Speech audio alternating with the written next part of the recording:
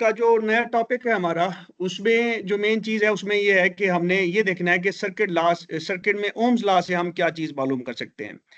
और सबसे पहली चीज ये है कि हम इस ओम्स लॉ से हम करंट मालूम कर सकते हैं। हमने ये ओम्स लॉ पढ़ा था कि V is equal to I R, या I is equal to V over R, या R is equal to V over I, कि V को डिवाइड बैटरी वोल्टेज को डिवाइड करें जो करंट है। और एक चीज हम पहले डिस्कस कर रहे हैं कि जो भी एक सर्किट का लूप होगा, सिंगल लूप, उसके अंदर से जो करंट गुजरेगा वो वही एक करंट इस फ्यूज में से भी गुजरेगा, इस स्विच में से भी गुजरेगा, इस बल्ब में से गुजरेगा। आगे अगर 10 और चीजें भी है तो उनमें से भी उतना ही सेम ही करंट गुजरेगा। क्यों? क्योंकि करंट जो है, आई जो है, वो V total divided by R total के है। यानी कि इस सर्किट के अंदर जितने बैटरी के सोर्सेज हैं, मिसाल के तौर पे दो सोर्सेज और एक और लग जाता सोर्स बैटरी का, तो वो टोटल जो है ना वोल्टेज, उनकी total voltage divided by circuit के अंदर जितनी रेजिस्टेंस है, टोटल रेजिस्टेंस। तो यहाँ पे हम फर्ज कर रहे हैं कि यहाँ पे ये बल्ब ही रेजिस्टेंस है और किसी किस्म की कोई रेजिस्टेंस नहीं है। तो V क्या है हमारे पास 12 है, और R क्या है 6 है। 12 divided by 6 is equal to 2 amp. तो इसका मतलब है इस सर्किट में से 2 एम्प गुजरेंगे, और यही करंट की मिकदार हर रेजिस्टर में से गुजरेगी, जबकि दोनों रेजिस्टर्स के गिर्द वोल्टेज ड्रॉप मुख्तलिफ होगी। अब अगर यहाँ पे कोई और एक रेजिस्टेंस है तो वहां पे वोल्टेज ड्रॉप डिफरेंट होगी। अब यहाँ पे वोल्टेज ड्रॉप चूंकि एक ही रेजिस्टेंस है, यहाँ पे एक ही लोड है, तो जो वो यहाँ पे वोल्टेज है, इस बैटरी के वोल्टेज हैं, और V over I is equal to V is equal to I R हम करते हैं मिसाल के तौर पे, तो 2 एम्पेयर हमारे पास आ गया। अब इसको हम जब इसकी रेजिस्टेंस से मल्टीप्लाई करेंगे तो 2 6 जार 12, तो 12 ही बैटरी के वोल्टेज है और 12 ही इसका वोल्टेज ड्रॉप है। वोल्टेज ड्रॉप का मतलब ये होता है कि जो वोल्टेज यहाँ पे आई हुई है वो यहाँ से इस जगह के ऊपर जीरो हो जाएगी। वो ये बल्ब सारी की सारी कंज्यूम कर लेगा, क्योंकि और कोई रेजिस्टेंस सर्किट के अंदर नहीं है। तो 12 यहाँ पे आई हुई है। इधर आप चेक करेंगे, यहाँ से आप रखें मल्टीमीटर को, इधर से इस पॉइंट पे रखें तो आपको 12 वोल्ट मिलेंगे, जो हम देख आए हैं कि नेगेटिव टर्मिनल पे हमने रखा हुआ था, और इंजेक्टर की जब पॉजिटिव लाइन पे लगाते थे तो हमें 12 वोल्ट मिलते थे। और यहाँ पे जब रखें तो हमें जीरो से जीरो की तरफ कर रहे हैं, तो यहाँ पे हमें जनरली 0 वोल्ट मिलते हैं। वहां पे सिमुलेटर का चूंकि उसके फार्मूले में या एल्गोरिदम में कोई इशू था, जिसकी वजह से हमें वो 0 वोल्ट नहीं दिखा रहा था। तो यहाँ पे हमें क्या मिलेगा, 0 वोल्ट मिलेगा। ठीक है जी। अब हम इसी चीज को यहाँ पे देखते हैं कि सर्किट के आप 2 एम्पेयर ये टोटल जो है ना, आप देखें वहां पे पीछे हमने देखा कि 6 ओम की रेजिस्टेंस है, और यहाँ पे 4 ओम इधर हैं, 2 ओम आगे अलग लगे हुए हैं। तो 4 और 2 6 ओम यहाँ पे भी हैं। तो इसका मतलब है यहाँ से करंट 2 एम्पेयर ही गुजरना है। तो करंट अगर हमने मालूम करना हो कि सर्किट में कितना है, तो उसके बाद हम वोल्टेज ड्रॉप हर जो रेजिस्टेंस है उसके अक्रॉस, या लोड के अक्रॉस, या इवन इस स्विच के अक्रॉस, या इसके अक्रॉस भी मालूम कर सकते हैं, अगर हमें इनकी रेजिस्टेंस मालूम हो। तो इसमें होगा ये कि जब ये चीज मालूम हो गई, वहां पे तो हमने देखा कि इसका वोल्टेज ड्रॉप इस सिंगल लोड में जो वोल्टेज ड्रॉप बन रहा था वो ये था कि I voltage drop I is equal to R N, और इसमें आर एक ही है, R1। तो आई 2 एम्पेयर हमारा निकल आया है। तो 2 6 12, 12 यहाँ पे है, 12 यहाँ पे है, तो ये सेम है। तो इससे बैटरी वोल्टेज और वोल्टेज ड्रॉप को कंफ्यूज नहीं करना, ये चीज डिफरेंट है, ये चीज डिफरेंट है। अब यहां से हमें पता चलता है कि क्यों डिफरेंट है। अब 2 एम्पेयर 6 ओम की रेजिस्टेंस है, टोटल 4 प्लस 2 6 ओम की रेजिस्टेंस है पूरे सर्किट के अंदर, और करंट उसका 2 एम्पेयर ही बनता है। क्यों? 12 divided by 6 is equal to 2, जो हमने पहले, तो 2 करंट है इसका। तो करंट को जब हमने अब इस बल्ब का वोल्टेज ड्रॉप देखें तो ये क्या होगा, 2 4 जा। अब हमने क्या करना है, वोल्टेज मालूम करने, आई इंटू आर। आई ये है, आर अब यहाँ पे 4 हो गया है, तो क्या आएगा, 8 वोल्ट। तो ये बल्ब जो है ना 8 वोल्ट खा रहा है। 12 वोल्ट बैटरी में से 8 वोल्ट ये वोल्टेज ड्रॉप इसके हैं। वहां पे हमने देखा था ये भी 12 वोल्ट था, ये भी 12 वोल्ट था, क्योंकि रेजिस्टेंस ही एक थी। सारे का सारा वोल्टेज यहीं पे यही बल्ब खा रहा था। अब चूंकि दो बल्ब आ गए हैं, तो ये बल्ब चूंकि बड़ा ज्यादा रेजिस्टेंस वाला है, तो ये बल्ब ज्यादा वोल्टेज खाएगा। 12 में से 2 4 जा 8, 8 वोल्ट ये खा रहा है। अब ये कितने खा रहा है, ये बेसिकली अपनी रेजिस्टेंस के हिसाब से खा रहा है कि 2 2 जा 4 वोल्ट। ये 2 एम्पेयर और 2 रेजिस्टेंस, तो 2 जा 4 वोल्ट। वही formula V is equal to I into R. तो यही करंट की मिकदार ही हर रेजिस्टेंस में से गुजरेगी, जबकि दोनों रेजिस्टेंस के गिर्द वोल्टेज ड्रॉप मुख्तलिफ होगी। यानी रेजिस्टेंस की मिकदार के हिसाब से होगी कि जितनी इसकी जिसकी ज्यादा रेजिस्टेंस है वो वोल्टेज ज्यादा खाएगा। अगर ये 8 वोल्टेज खा रहा है तो बकिया वोल्टेज यहाँ पे हमें कितने मिलने चाहिए? जब हम मेजरमेंट करने जाएं मल्टीमीटर के साथ, कितने मिलने चाहिए? 12 माइनस इसके 8, तो हमारे पास 4 वोल्ट, तो हमें यहाँ पे 4 वोल्ट मिलने चाहिए। और यहाँ पे क्या मिलना चाहिए कि इसमें चूंकि 4 वोल्ट ही बचे हैं और ये आखिरी रेजिस्टेंस है, तो यहाँ पे जब हम नेगेटिव टर्मिनल के साथ मल्टीमीटर से चेक करेंगे तो हमें यहाँ पे 0 मिलना चाहिए। ठीक है जी, आई होप मेरी बात, आई डोंट नो, थोड़ा सा। जी सर, जी सर, गॉट योर पॉइंट।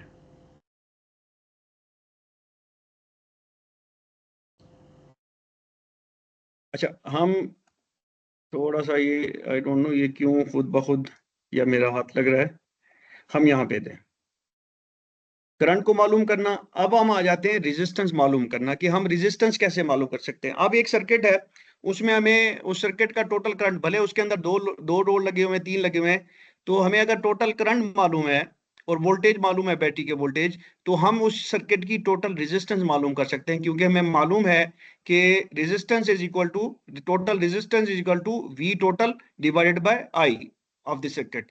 तो हमें करंट मालूम है 2 एम्पेयर का करंट है, तो करंट रेजिस्टेंस क्या होगी? 6 यहाँ पे बैटरी के वोल्टेज है, 2 इसकी एम्पेयरेज है, 6 divided by 2 is equal to 3 ओम।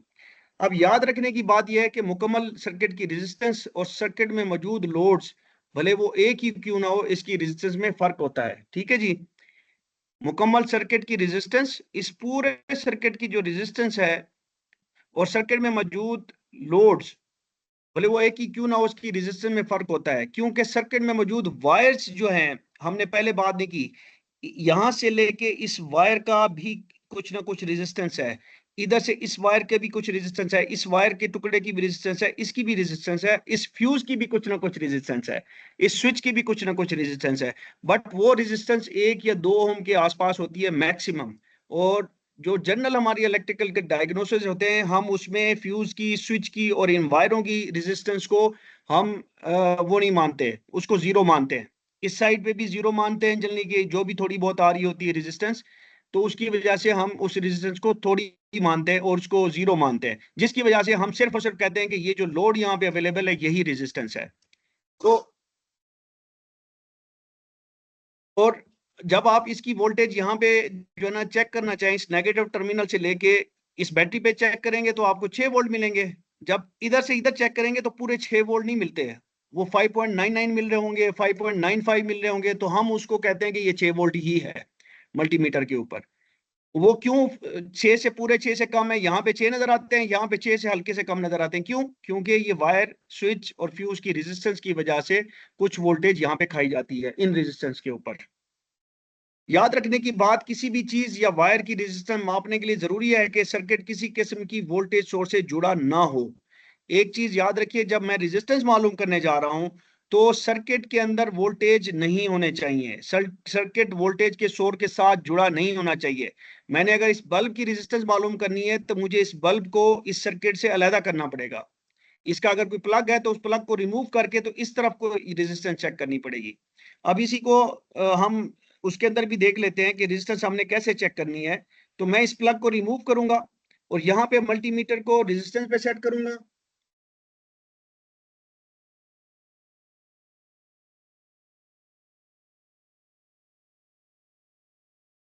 ये आप जो फ्यूल इंजेक्टर है उसको मैंने पावर सोर्स से अलहदा कर दिया, सर्किट से अलहदा, पूरे सर्किट से अलहदा करना होगा। और फिर मैं उसकी रेजिस्टेंस, यहाँ पे हमने रेंज काफी ज्यादा रखी हुई है तो उसकी रेजिस्टेंस नहीं आ रही। अब आप ये देखिए, मैं 200 ओम पे ले आया हूं तो ये बता रहा है कि 16.9 ओम के आसपास इसकी रेजिस्टेंस है।